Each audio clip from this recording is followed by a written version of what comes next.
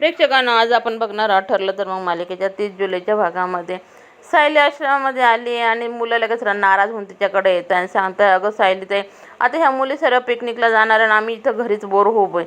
त्यात तितक्यात तर मुली पण येत आहे आणि त्या म्हणतात आम्ही निघतो बरं का. आणि मग सायलीला ही काही कल्पना नसते की मुली कुठं जाणार आहे असं. मग त्या कुसुमताईंना म्हणत असं मुली, अगं कुसुमताई तुला तर सांगितलेलं होतं का आमची ट्रिप जाणार आहे. मग त्याच्यानंतर सर्व कुसुम सायलीला सांगतेच आहे की अगं हो, पण मला ना विसर पडली होती, त्यांचा शिवण क्लास आहे ना, तिथल्या मॅडमांनी सांगितलं त्यांची ट्रिप जाणार आहे. मग सायली म्हणते ठीक आहे, मला अगोदर त्या मॅडमांचा नंबर दे बरं का, मग मी कॉल करून विचारते. आणि मग सायली मात्र त्या मॅडमला फोन करून विचारते. त्या मॅडम पण हो सांगताय की सायली मॅडमांना अजून सांगत असते, हे बघा व्यवस्थित घेऊन जा आणि व्यवस्थित घेऊन या. मॅडम पण सांगा अगं हो, मी संध्याकाळपर्यंत त्यांना आश्रमामध्ये सोडून देईल. आणि जेव्हा फोन ठेवल्यानंतर लगेच आश्रमातल्या मुलींना पुन्हा सायली बोलायला पण पूर्ण घोळका करून मुलीच्या जवळ गोंधळ करताय आणि ती मुलींना बजावते, हे बघा जा पण व्यवस्थित जा आणि व्यवस्थित द्या आणि कोणालाही एकटं सोडू नका, सोबतच जायचं आहे तुम्हाला, सोबत यायचं. आणि हे पूर्ण श्वेता बाहेर दरवाजाच्या मागून ऐकत असते आणि ती लेका प्रियाला फोन करून सांगते, कारण मधुभाऊ पण विचारताय मुलींना कुठं जाणार आहे, कुठं थांबणार आहे. मग ती सर्व ऐकून घेते आणि प्रियाला फोन करून सांगते की हे बघा अशा ठिकाणी मुली ट्रिपला चालल्या आहे आणि तू तुझा प्लॅन तयार ठेव. म्हणजे तिने पूर्ण प्रियाला पहिले सांगून दिलेलं असतं.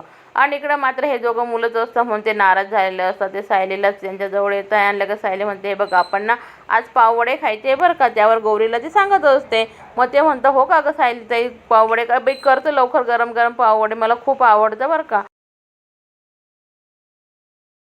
पण इकडं मात्र आता सुभेदारांच्या घरी सायलीच्या डोहाळे जेवणाची तयारी चालू झाली आहे, कारण सायलीच्या काही घरी नाही आहे. पण प्रत्येकाला काम वाटून दिले कल्पनाताईंनी. आणि लगेच तितक्यात आठवण येते की अरे आश्रमामध्ये फोन केलाच नाही म्हणून कल्पनाताई लगेच मधुभाऊंना फोन करताय. आणि कुसुमताई त्यांना सांगत असतात की हे बघा आज संध्याकाळी सायलीचा डोहाळे जेवणचा कार्यक्रम आहे, मधुभाऊ तर तुम्ही यायचं आहे बरं का. आणि कुसुमताई आश्रमातल्या सर्व मुलांना पण घेऊन यायचे, कारण सायलीचं पूर्ण माहेरच आम्हाला इथं हवं आहे. त्यावर मधुभाऊ सांगत असता, तसं म्हणायला गेलं तर हा कार्यक्रम बायकांचा असतो पण माझ्या मुलीचा आहे म्हणून मी नक्कीच येईल. कल्पना प्रिया सचिनला फोन करून सांगते, हे बघ मी तुला जो मेसेज टाकला तो तू बघितला आहे ना, आणि तुला सांगितलेलं तसं सर्व बंदोबस्त कर बरं का, कारण आजच सर्व मुलींना उचलायचे. त्यावर राकेश म्हणतोय ठीक आहे, मी ना अण्णांच्या आश्रमामधल्या एखाद्या माणसाला त्यांच्या पाळातवर पाठवतो. आणि प्रिया सांगत असते पण काही गडबड व्हायला नको बरं का. त्यावर सचिन म्हणतो तू बिंदास राहा, काहीच गडबड होणार नाही. आणि इकडे तर पुन्हा सुभेदारांच्या घरी दाखवलेलं आहे. तोपर्यंत तर सायली श्वेताला घेऊन तिच्या घरी येते. प्रेक्षकांना वा सायलीने तिला आणले, पण अगोदरच ती असं दाखवते की ती खूपच त्यांना ओळखते. ती सांगत असते श्वेता की हो सायलीताई खूप कौतुक करतात तुमचं सर्वांचं. आणि सायली घरातल्यांचं प्रत्येकाची ओळख करून देते श्वेताशी. आणि त्यावर कल्पनाताई म्हणता, अगं सायली तुझं खूप कौतुक करता बरं का श्वेता, जेव्हाही ते आश्रमातून आले ना, कारण तू इतक्या कमी वेळात ना मुलांची इतकी गट्टी केली ना, तर तिला खरंच खूप कौतुक वाटतं तुझं. आणि सायली श्वेताकडे बघून म्हणत असते की अगं स्मिता, तू एक गोलूसाठी बाई शोधणार होती ना नाणी म्हणून, तर माझं म्हणणं होतं का तू श्वेताला ठेवशील का गं. त्यावर थोडीशी विचारात पडते श्वेता, पण अर्जुनही लगेच म्हणतो, हे बघ तू काही टेन्शन घेऊ नको, कारण तिला आपण चांगलं ओळखतो आणि ते तर आपल्या घरातल्यासारखेच आहे. त्याच्यावर ती म्हणते ठीक आहे, काही हरकत नाही, आपण विचार करू या विषयावर. आणि लगेच श्वेता काय करते, तर अस्मितला घ्यायला चैतन्यकडे जाते. आणि चैतन्यकडे घेत असताना अस्मिता म्हणते, अगं घेऊ नको, इतकं पटकन कोणाजवळ जात नाही गं. पण कमाल बघा दर्शकांनो, कारण लगेच तर श्वेता आणि त्या चैतन्याकडनं स्मितला घेतलं आणि तो रडलासुद्धा नाही. म्हणून सर्वजण खूप कौतुक करायला लागतात श्वेताचं. आणि त्यावर लगेच कल्पनाताई म्हणताय, हे बघा तर असं कर, आता घरामध्ये कार्यक्रम येण्याचं भरपूर काम आहे, तर श्वेता तू ना गोलू तुझ्याजवळच असू दे. आणि चैतन्यसुद्धा म्हणतो, अगं बघ ना अजूनही उठला आणि तो श्वेताजवळ गेल्यानंतर. म्हणजे आता पूर्ण विश्वास बसलेला आहे श्वेतावर सर्वांचा. आणि आता पुढं जाऊन काय माहिती काय करते श्वेताबाई, कारण कदाचित ती गोलूला सुद्धा बेपत्ता करू शकते. आणि अस्मिता ते सर्व अर्जुन सायलीला सांगत, हे बघा तुम्ही आता वरती जा बरं का, तयारी करायला तुमच्यासाठी ना खूप मोठं प्रेझेंट ठेवलं आहे बरं का. आणि वरती येत असताना सायली अर्जुनला म्हणते, अहो तर मॅडमांना फोन करून बघू का मुली कुठपर्यंत आल्यात की नाही, काय चालू आहे असं म्हणून. मग अर्जुन म्हणतो, अगं मी नाही म्हटले, तू करणार नाही का कॉल.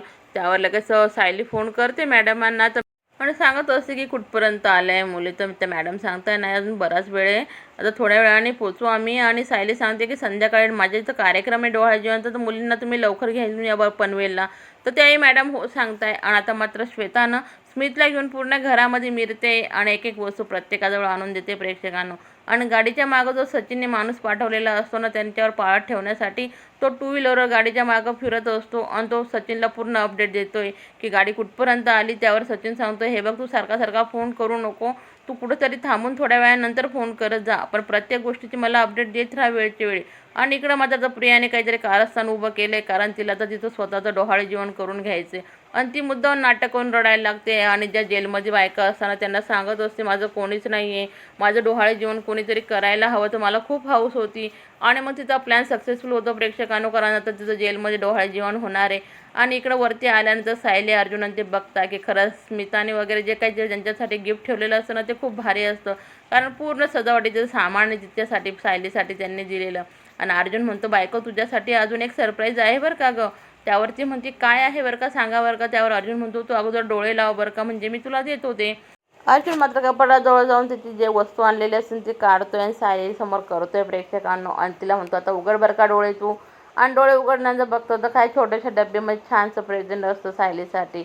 आणि बघतो तर काय प्रेक्षकांनो, ते काय आहे, नाकातली नथ असते. आणि सायलीला अर्जुन म्हणत असतो कौतुकाने, अगं बघा तू पूर्ण तयारी करशील ना आणि ही नथ घाल बरं का, त्याच्यावर खूप सुंदर दिसतील बायको तू.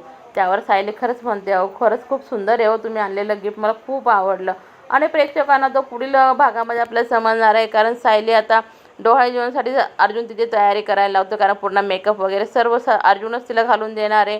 आणि थोड्या वेळाने आपल्याला समजेलच काय होईल ते, कारण आता मुलींनाही किडनॅप करण्यासाठी गाडी दिसतेच प्रेक्षकांना. पुढील भागामध्ये आपण भेटूच लवकर. व्हिडिओ आवडला असेल तर व्हिडिओला लाईक करा, चॅनलला सबस्क्राईब करा, कारण पुढं चालून तर भरपूर काही सायलीच्या आयुष्यामध्ये होणार आहे, कारण तिला आता पूर्ण जेल जाण्याची तयारीमध्ये दिसते, कारण एवढ्या जर मुली एकदम